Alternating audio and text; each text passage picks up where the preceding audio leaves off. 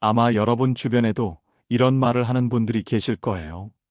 무언가 새로운 걸 시작하려고 하면 가족이나 지인들이 이렇게 말하곤 하죠. 이 나이에 무슨 도전이야?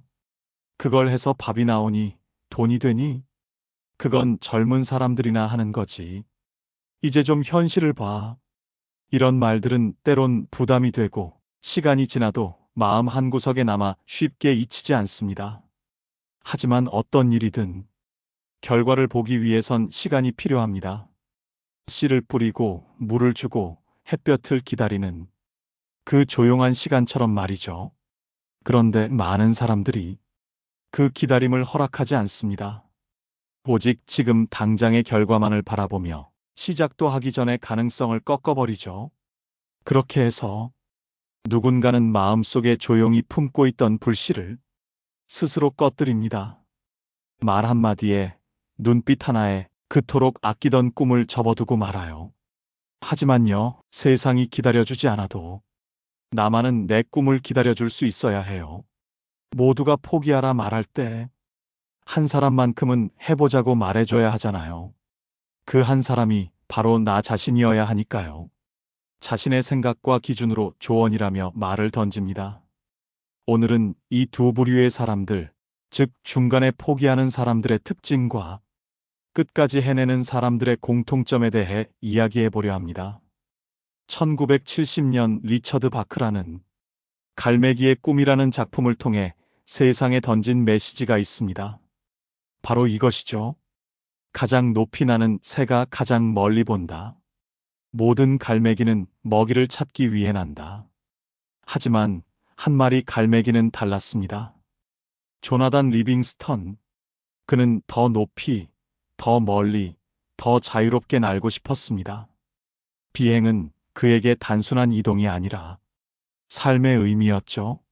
무리에서 쫓겨나고 외면받고 왜 쓸데없는 걸 하냐는 비웃음 속에서도 조나단은 포기하지 않았습니다. 그리고 마침내 그는 누구보다 자유롭게 하늘을 날았습니다. 똑같은 세상이지만 높이에 따라 보이는 풍경이 완전히 달라집니다. 지상에서는 앞에 건물만 보이지만 높이 올라갈수록 더 넓은 세상이, 더 많은 가능성이 보이죠. 오늘 우리가 함께 나눌 이야기는 실제로 인생의 후반기에 높이 날기 위해 도전한 분들의 이야기입니다. 그들의 실패와 성공, 그리고 그 과정에서 얻은 새로운 관점들을 통해 여러분도 더 높이 날 수 있는 용기를 얻어가시길 바랍니다. 박성민 씨는 54세의 직장인입니다.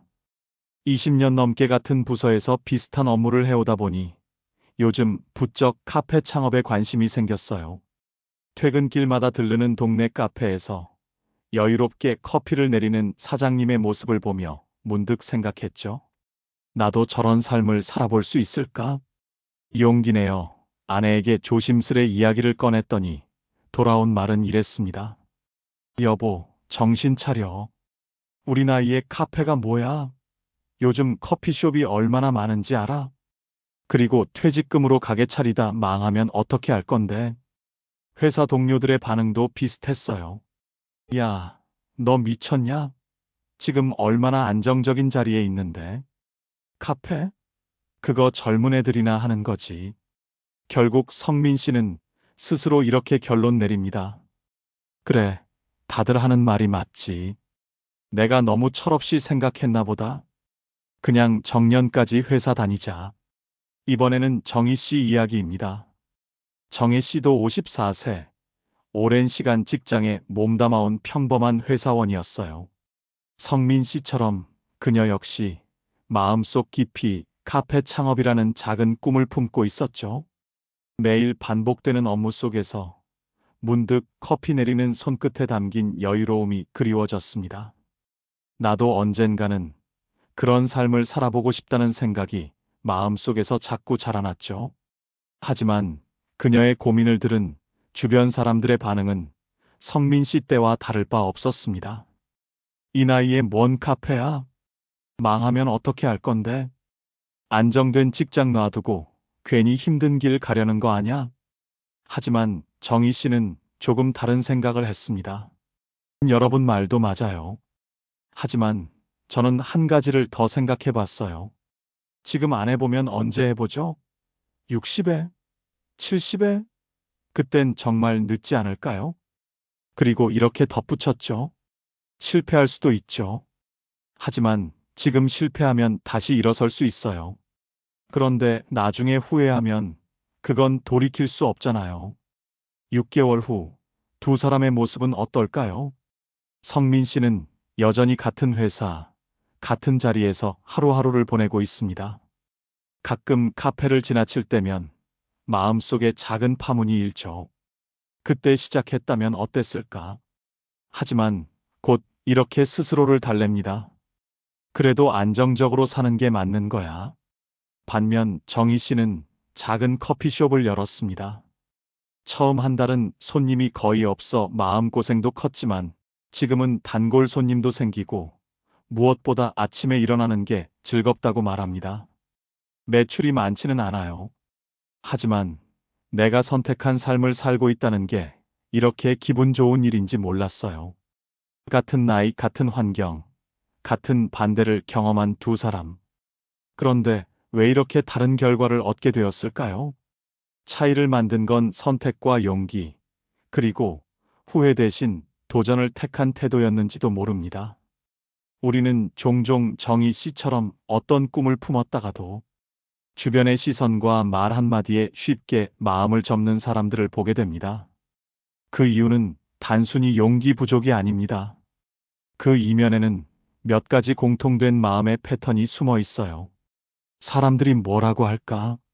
이 질문이 모든 선택의 기준이 되는 사람들이 있어요. 내가 정말 좋아하는지보다 남들이 뭐라고 할지를 더 먼저 생각하죠. 제가 아는 한 분은 글쓰기를 정말 좋아했어요.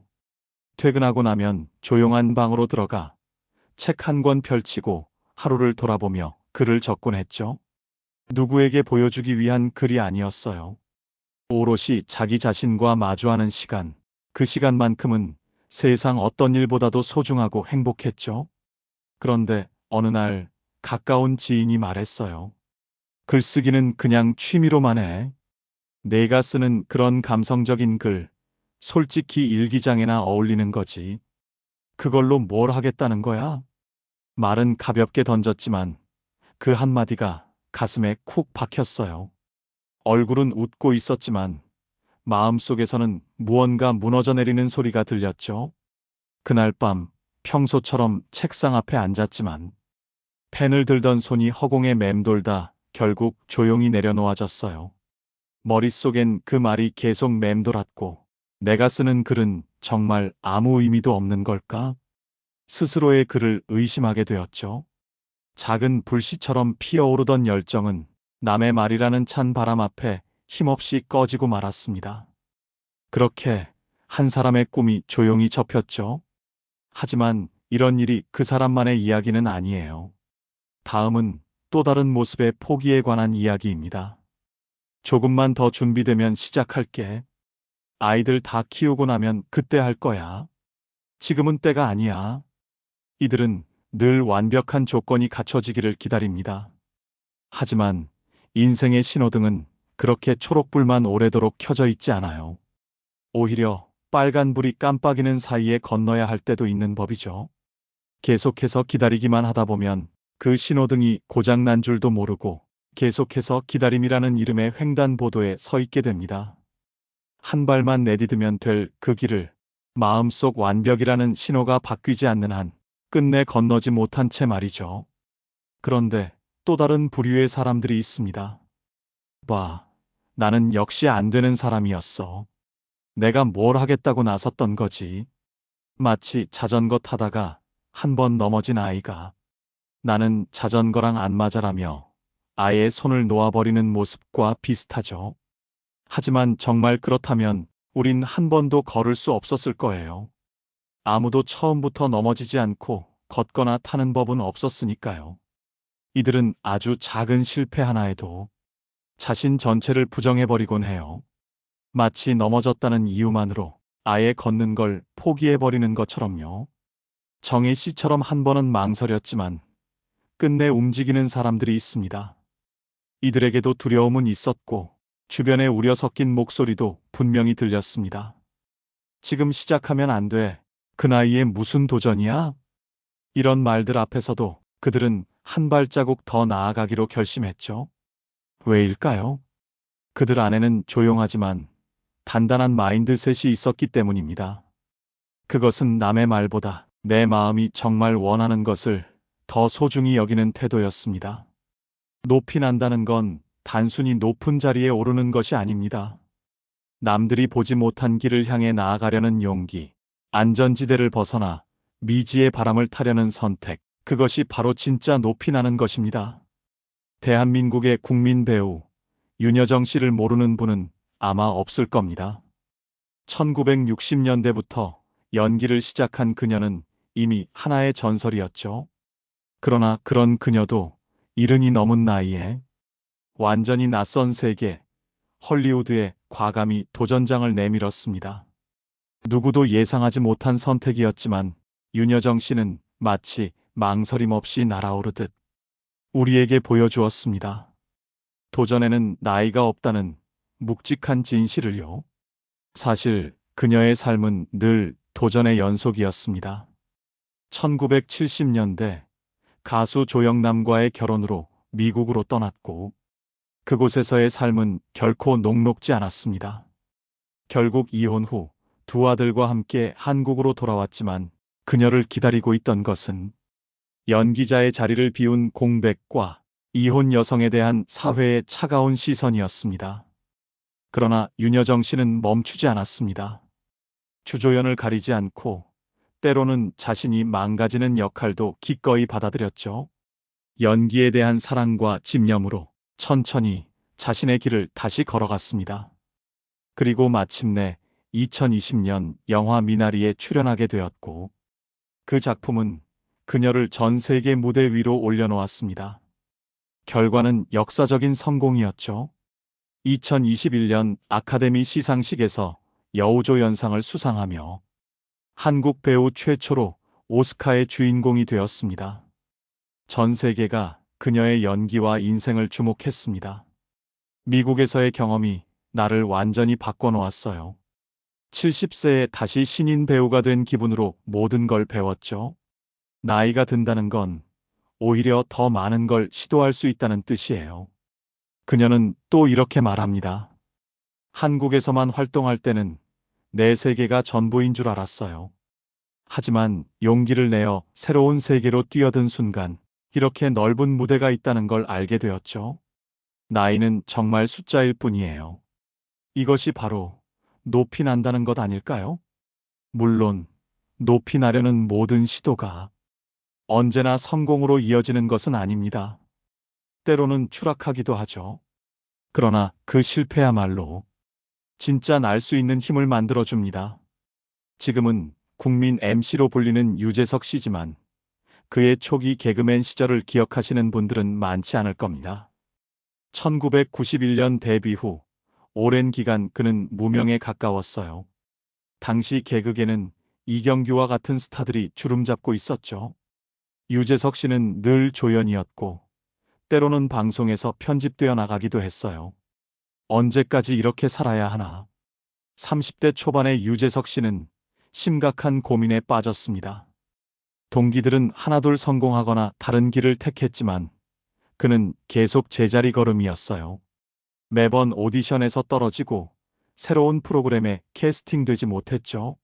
내가 개그맨으로서 재능이 없는 건 아닐까? 자신감을 잃고 포기를 생각하기도 했습니다.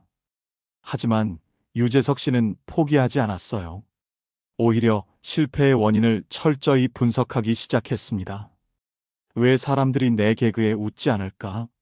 어떻게 해야 더 재미있게 할 수 있을까?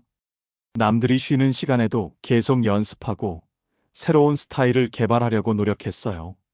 그리고 30대 후반, 드디어 기회가 왔습니다. 엑스맨에서 보여준 그의 새로운 모습은 시청자들을 사로잡았어요.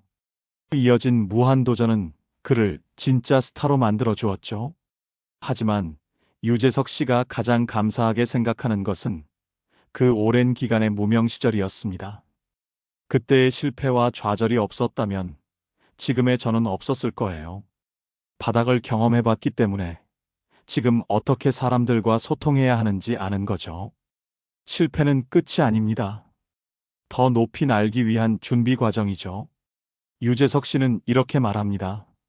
실패했을 때는 모든 게 끝난 줄 알았어요. 하지만 실제로는 더 높이 날기 위해 힘을 기르고 있었던 거였어요. 그 시간이 있었기 때문에 지금 더 많은 사람들과 함께 웃을 수 있게 된 거죠. 여러분, 이태석 신부님을 기억하시나요? 그는 부산에서 의대를 졸업하고 의사 자격증을 취득했어요. 하지만 그에게는 늘 마음 한구석에 갈증이 있었습니다. 내가 정말 사람들을 위해 살고 있는 걸까? 더 의미 있는 일은 없을까? 그러던 중 군 복무 시절 가난하고 갈 곳 없는 아이들을 위해 소년의 집을 만들고 무한한 사랑의 힘을 보여줬던 송도성당의 소알레이시오 신부님을 알게 됩니다. 그리고 본인도 가톨릭 사제가 되어 힘들고 가난한 사람들을 위한 삶을 살리라 큰 결심을 했습니다. 주변 사람들의 반응은 극명했습니다. 미쳤냐? 이렇게 잘 나가는 의사를 그만두고 부모님이 얼마나 실망하시겠어? 돈도 명예도 다 버리고 뭐하러? 하지만 이태석 신부님의 마음은 확고했습니다. 그는 신부가 된 후에도 의사로서의 경험을 버리지 않았어요. 오히려 더 큰 목적을 위해 활용하기로 했죠. 사제 서품을 받은 후 그는 아프리카 수단의 톤즈라는 작은 마을로 향했습니다. 톤즈에서의 8년은 이태석 신부님의 인생을 완전히 바꿔놓았습니다. 병원을 세우고 학교를 짓고 우물을 파고 의사였을 때는 상상도 못했던 일들을 해냈습니다. 한국에서 한 달에 버는 돈으로 여기서는 마을 전체의 미래를 바꿀 수 있어요. 그 중에서도 가장 유명한 것은 브라스밴드였죠. 전쟁의 상처로 절망에 빠진 아이들에게 음악을 통해 희망을 선물했습니다. 2010년 대장 암사기 진단을 받고 한국으로 돌아온 후에도 그는 마지막까지 톤즈를 걱정했어요. 그의 이야기는 울지마 톤즈라는 다큐멘터리로 만들어져 많은 사람들에게 감동을 주었죠. 이것이 바로 가장 높이 나는 새가 가장 멀리 본다는 말의 진정한 의미입니다. 높이 날수록 개인적인 이익을 넘어서 더 큰 가치를 위해 살 수 있게 되는 거예요. 진짜 높이 난다는 것은 혼자만 높이 나는 게 아닙니다. 다른 사람들도 함께 높이 날 수 있도록 돕는 것이죠. 놀라운 이야기가 있습니다. 지금까지 소개해드린 세 분이 실제로 서로에게 영향을 주고받았다는 사실이에요. 윤여정 씨가 할리우드에서 새로운 도전을 할 때 그녀에게 큰 힘이 된 것은 유재석 씨 같은 후배들의 응원이었습니다. 선배님, 도전하는 모습이 정말 멋있어요. 그리고 유재석 씨가 자신의 방송 철학을 세우는데 큰 영향을 준 것은 이태석 신부의 이야기였습니다. 울지마 톤즈를 본 후 그는 이렇게 말했어요. 내가 하는 방송도 누군가에게는 위로가 되고 희망이 될 수 있구나 라는 생각이 들자 더 큰 책임감을 느끼게 되었어요. 그리고 이태석 신부님의 톤즈 활동은 사회에서 영향력 있는 사람들의 후원을 받았습니다. 그들의 기부와 홍보 덕분에 더 많은 사람들이 톤즈를 알게 되었고 지금도 그 활동이 이어지고 있어요. 이것이 바로 진정한 의미에서 높이 나는 것입니다.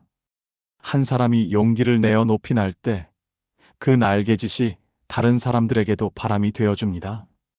그리고 그 바람을 타고 더 많은 사람들이 함께 높이 날 수 있게 되는 거죠. 윤여정 씨는 이제 후배 배우들에게 나이를 핑계로 도전을 포기하지 말라는 메시지를 전하고 있어요. 유재석 씨는 자신의 프로그램을 통해 무명의 개그맨들과 신인들에게 기회를 주고 있습니다. 이태석 신부님의 정신은 지금도 많은 의료진들과 봉사자들에게 영감을 주고 있어요. 여러분, 가장 높이 나는 새가 가장 멀리 본다는 말의 진정한 의미를 이해하셨나요?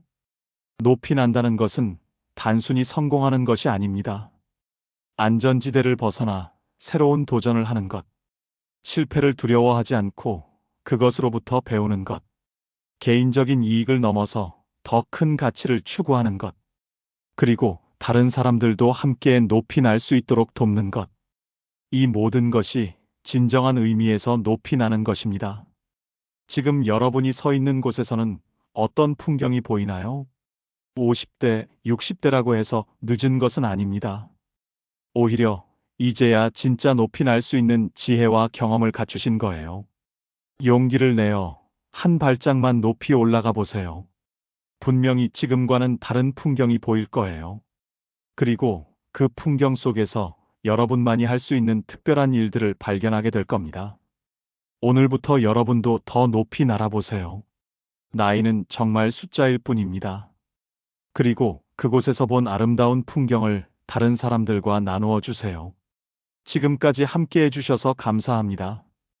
여러분 모두가 자신만의 하늘에서 자유롭게 날아가시길 바랍니다.